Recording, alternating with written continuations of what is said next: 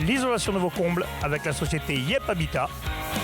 Et la société Péris, partenaire du rugby languedocien, vous présente Série Rugby.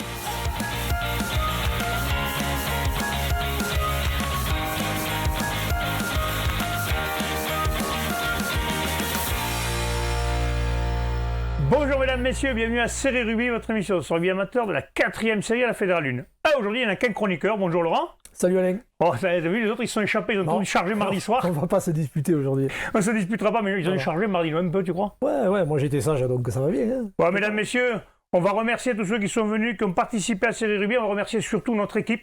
On peut remercier tous les chroniqueurs, les filles qui nous ont filé un gros coup de main. Sans elles, je pense que ça aurait été compliqué de le faire, non? C'est clair, ouais, c'est clair. Après, on va remercier notre photographe, Céline, puis on va remercier les partenaires, Serge Cole Sonorisation, la poissonnerie Brasserie Barba.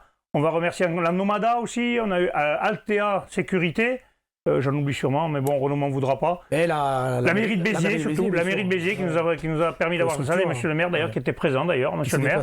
On va remercier aussi l'adjoint au sport, monsieur Angélique, qui était là. Et puis on va remercier Jonathan Best, le capitaine de l'AS Béziers Hérault, qui a remis un trophée. David Ocagne, l'entraîneur de l'AS Béziers Hérault, qui lui aussi a remis un trophée. Puis Christophe Dominici, Montebaco, qui était partenaire. Là, franchement, on avait une belle soirée, là. Belle soirée. Moi, personnellement, je tenais, moi, à vous remercier, vous, les organisateurs, parce que moi, en tant que petit nouveau, vous avez donné du bonheur aux gens de la région, au rugby régional. Et tous les gens que j'ai rencontrés, puisque j'avais la chance d'être à l'accueil, à l'entrée, sont arrivés enchantés et ravis, ils sont partis enchantés et ravis. Et c'était le but. Ouais, 500 personnes, c'est bien. 500 personnes, on a vu des arbitres de Toulouse qui sont venus en moto. Ouais, c'est bien. Ça fait plaisir. On a vu nos amis de Thuir, d'ailleurs. Les gars, j'ai pas mis votre maillot pour regarder pourquoi. Vous voyez, il y a du vert. Et donc, du coup, vert sur vert, on ne voit pas ce qu'il y a écrit. Donc, je ne l'ai pas mis. Mais merci à nos amis de Thuir. Il y avait nos amis de Saint-Afrique qui étaient venus aussi. Merci à tous ceux qui ont joué le jeu, qui sont venus. La piraterie mésoise, la Palma. On avait le Soucheur, on avait du Graal, là. On a vu Saint-Chinian aussi, qui nous a fait porter comment ça s'appelle, de planchot. C'était bien. Nos amis de Vinassan, on a vu vraiment un beau moment. Les absents ont eu tort. Voilà. Eh bien, écoute, les absents, l'année prochaine. Maintenant, on va parler des matchs qui ont eu lieu ce week-end, parce qu'il y a eu 2 finales en 4e et 3e série. On va commencer par la finale de 4e série. Cornéllan qui l'a emporté face à La Palme. Cornéllan qui a respecté son rang, tout le monde les attendait en champion, et puis voilà, ils l'ont fait. Ça n'a pas été facile, hein. Non. On y était, ça n'a pas été facile du tout. En discutant avec les jeunes de La Palme mardi soir, je leur ai dit que c'est dommage qu'ils aient mis 30 minutes à rentrer dans cette finale. Ouais. Cornéllan avec une très belle 3e ligne, amenée par une super 3e ligne. Herrera, Fusco et puis Recouche, c'est vraiment du haut niveau quand même. Ça a été du bon niveau, amené par le petit Pastor à la mêlée qui a été un chef d'orchestre. Sont mis vite à l'abri, ça aurait pu... 30 minutes, c'est trop long. C'est trop long pour se mettre en marche. Ils l'ont reconnu. Hein, et ensuite, ils sont revenus un petit peu dans le match. Cornéllan un peu a baissé pied parce que peut-être se sentait déjà un peu trop arrivé. Et La Palme échoue à 3 points, malheureusement. Et c'est un peu dommage parce que... Mais bon, je pense que cette équipe de jeunes a de l'avenir. Ils ont démontré quand même de grandes vertus. Un match d'une correction exemplaire. Pourtant, il y avait du monde un peu aviné autour du stade, ça aurait pu mal se passer. Il y a eu plus de 1000 personnes, une belle organisation à Capestan. Là. Belle organisation, belle journée de rugby, un peu match faussé un peu par le vent, un peu trop de vent, mais bon, belle journée de rugby, et puis un joli titre pour une équipe régulière qui est allée au bout et voilà, qui a fait le travail. Ouais, nos amis de La Palme, ils avaient fait une belle soirée, ils sont venus en bus mardi soir, c'est chouette ça. Ils se sont déplacés, c'est tout à leur honneur. Et toujours avec leur bonne humeur, et franchement c'était agréable d'échanger avec eux. Ouais, à signaler ce week-end, il y aura un barrage d'accession au championnat de France en 4e série, c'est l'AS Beaulieu qui jouera Saint-Aubin-de-Médoc, ça se jouera à Roques-sur-Garonne. Ouais. On passe à la 3e série, là aussi il y avait une finale et c'était la revanche de l'année dernière, Laurent. C'était Grisol qui jouait Kercob et Grisol a été champion 28-6, par contre là, l'année dernière ils avaient perdu 15-14, mais là ils ont été un peu plus... Il n'y a pas eu photo. Je pense que Kerkhorn a pêché un peu en discipline et avec quand même 4 ou 5 cartons. Ouais. Donc n'a pas joué à 15 longtemps et Grisol en a profité, quoi. Il était apparemment hyper réaliste. Ils ont joué quasiment 40 minutes à 14, donc c'est compliqué. C'est beaucoup, même si c'est dans la 3e série, c'est le résultat est le même partout. Donc Grisol qui prend sa revanche et de belle manière, ça fait. Et surtout qu'il disait que le hold-up n'a pas eu lieu une seconde fois parce que la première année apparemment Kerkhorn avait fait un hold-up, c'est une grosse équipe de Grisol et Grisol en fait a récupéré ce qui leur revenait de droit, apparemment, d'après ce qu'ils disent. Écoutez, les compteurs sont remis un peu à zéro. Puis, c'est bien, ils se retrouveront peut-être en championnat de France un peu plus loin. Rendez-vous à championnat de France, c'est le plus impossible. Hein. Eh bien, on va va passer maintenant au 32e, mesdames, messieurs, de 2e série. Alors attendez, il faut que je retrouve la page parce que ça a bougé sur la tablette. C'est juste après en bas. Tu es tout à fait en bas. Ben, alors on y va. 32e, alors je ne les trouve pas. Ça va arriver. Juste après le match de Kerkorb. Voilà, c'est juste après, on y arrive. Voilà, 32e finale de deuxième série. Saint-Olaire jouera Torubi à 14h, ça se jouera dimanche. Périgueux-Ouest jouera Portel des Corbières. Ça se jouera à Moissac. Le premier match se jouera à Bressol.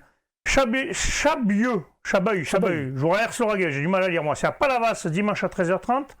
Aspas Arobe jouera Pezin, ça se jouera à la Bastide de Cérou.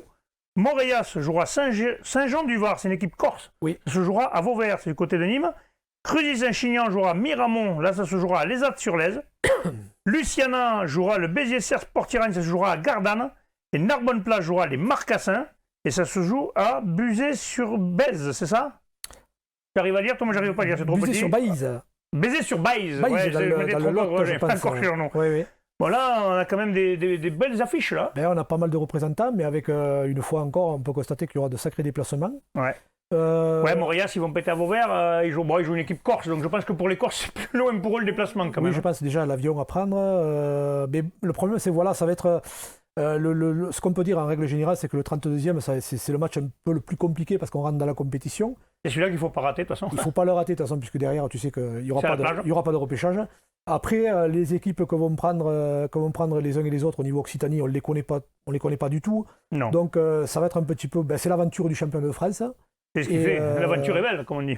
L'aventure est belle. Après, bon voilà, on a sur ces 32e vraisemblablement Narbonne et Cruzy-Saint-Chinian qui sont quand même favoris pour aller le plus loin possible. C'est sympa le nom, les Marcassins là. Et ouais, les Marcassins. Ça va être une équipe de beaux vivants, à mon avis. Je sais pas. Là, pour la troisième mi-temps, Bruno Dretta devrait s'entendre bien avec eux. Ça se joue dans le Lot.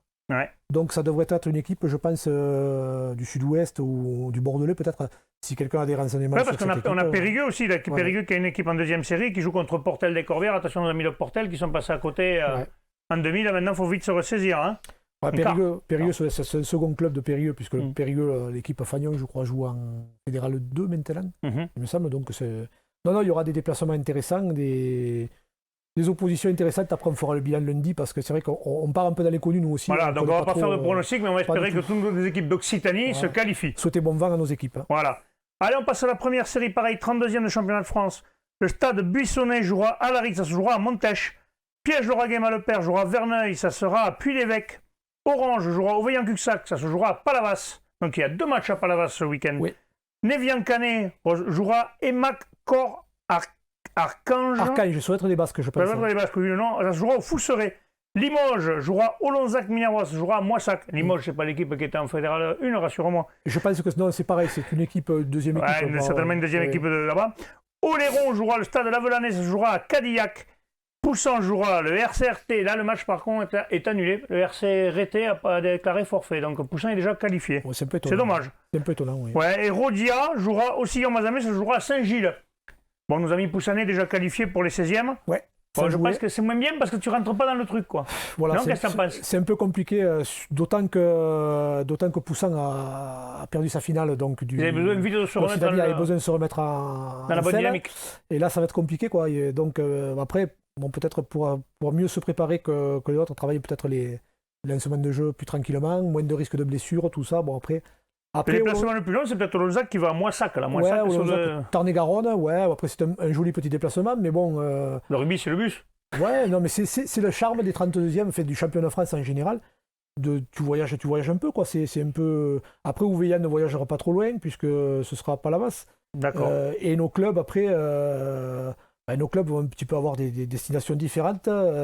Voilà, là aussi, l'Alaric qui ira à Montèche. Bon, c'est localisé quand même sur le Tarn-et-Garonne. Ouais, c'est vachement ça. Ouais, c'est vraiment centralisé. En fait, vraiment, il y aura des clubs d'un peu partout. C'est bien centralisé. Donc, si vous vous ennuyez, vous avez de quoi faire. Hein, si vous pouvez en faire plusieurs, parce qu'il y en a à 13h, il y en a à 15h, il y a de quoi faire. Il y a de quoi se balader. Et à Palavas, il y en a 2. Il y en a un de deuxième série et un de première série. Certainement qu'avec mon serial réalisateur qu'on vous a présenté mardi soir, qui se cache d'habitude, on ira voir ce match-là. Allez, on va passer maintenant à la promotion honneur. Les 32e de finale, toujours. Les matchs sont les suivants. Bazeille jouera Toulouse-Land-Canville, ça se jouera à Pont-du-Casse. Landor jouera Pennes-Mirabeau-Cadenon, ça se jouera à Montredon.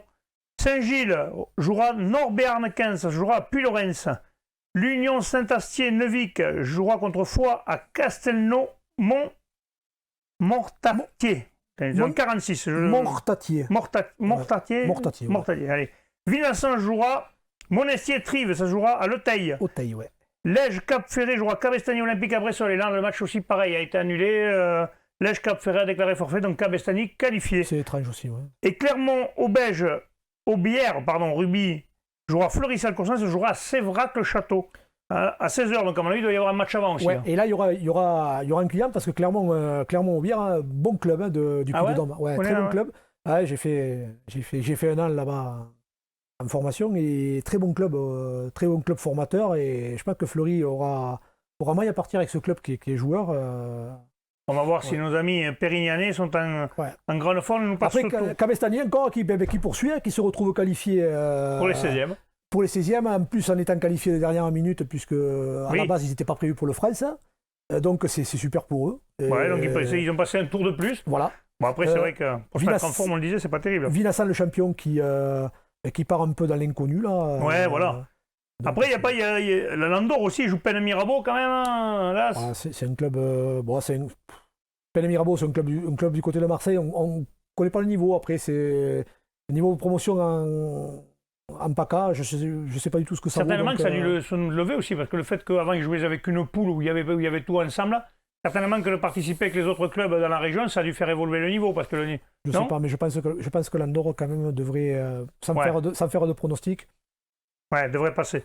Voilà. Et après Toulouse, la Lande Conville, qui va vouloir peut-être être revanchard par rapport à un peu la fin de saison qui a été un peu loupée, hein, parce qu'on les attendait au bout, franchement.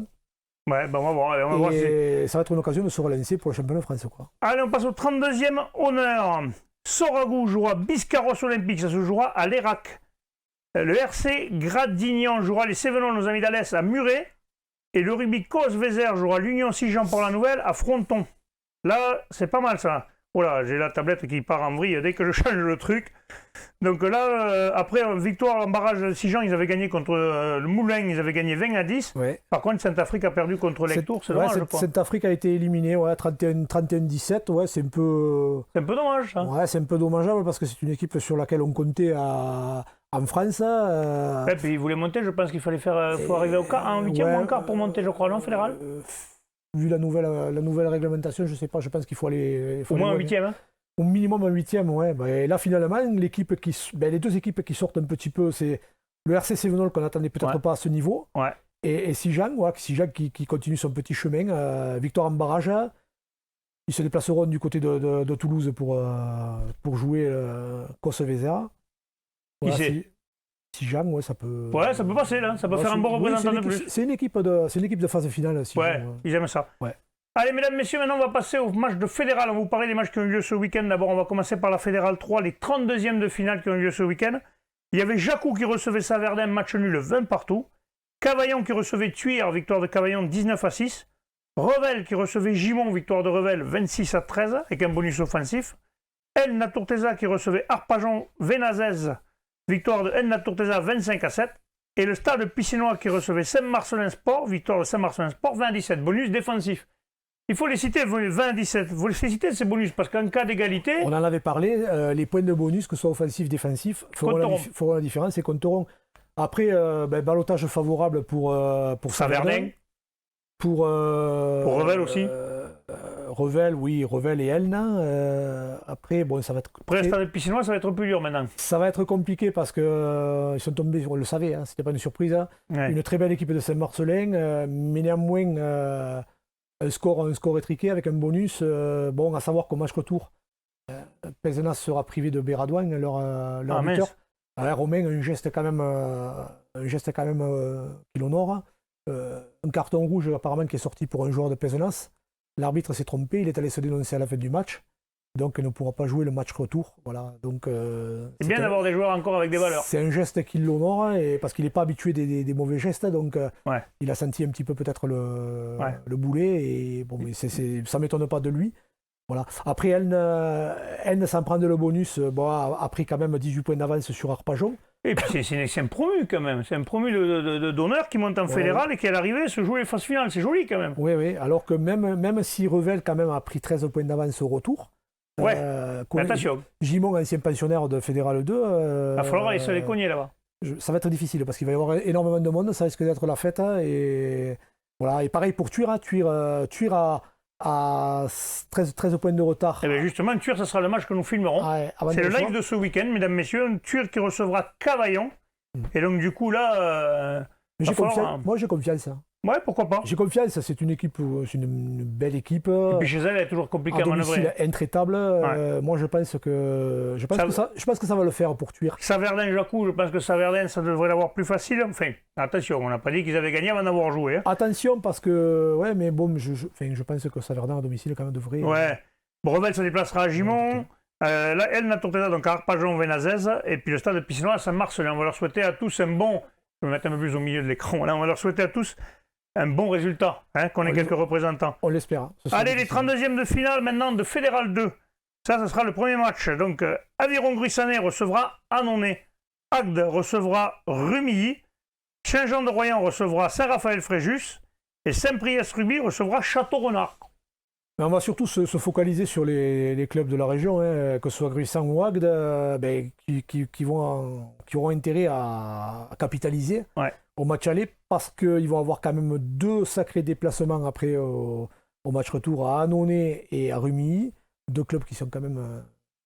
ça pue le rugby, comme on dit. Que ça pue le rugby, puis c'est solide, c'est... Ouais, c'est des fiefs de rugby. Après je pense que Gruissan est peut-être plus outillé pour jouer des matchs comme ça de phase finale. Agde est une équipe peut-être un peu plus jeune, avec ils ont pas un peu moins d'expérience dans les phases finales, parce que quand même l'équipe a été pas mal remaniée.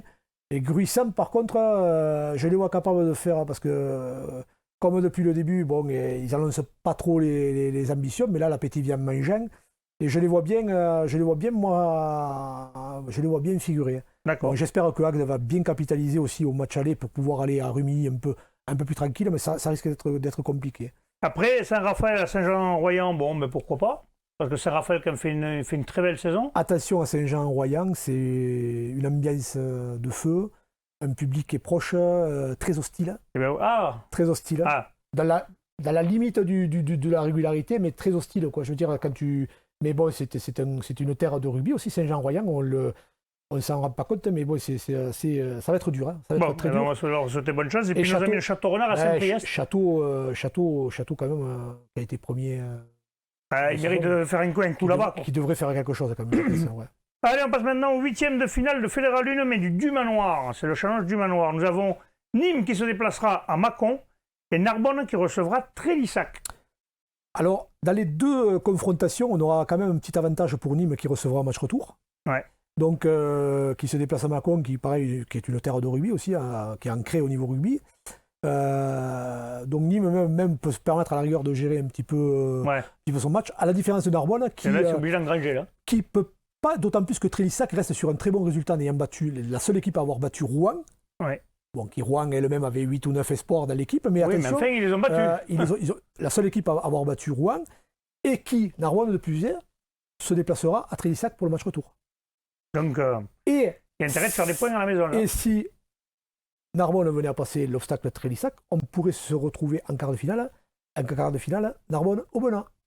Ah, ça serait très intéressant. Ça te fait plaisir, toi. Forcément.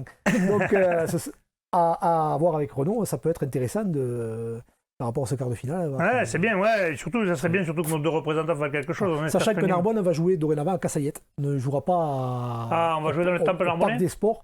Ouais, j'ai vu ça donc ils ont monté une tribune et Narbonne devrait recevoir à Cassayette. C'est les anciens Narbonnais qui vont être contents. Les anciennes gloires, c'était un stade peut-être un stade avec peut-être un peu plus d'âme que le Parc des Sports. Le Parc des Sports, malheureusement, qui sonnait bien creux. Ouais, plus proche, peut-être les supporters seront plus proches et un peu plus d'ambiance, je pense. Bon, mais merci Laurent. C'est le mot de la fin. Écoute, on va te remercier. On va se retrouver la semaine prochaine. Les autres chroniqueurs, ils doivent dormir bien. Hein, je pense qu'ils se sont reposés. Ça doit ronfler sévère. On vous remercie. On se retrouve la semaine prochaine. Et n'oubliez pas le live de ce week-end. C'est Thuir qui reçoit Cavaillon, c'est ça? C'est ça. Allez, merci. Transpirez bien sur tous les terrains. Salut, allez.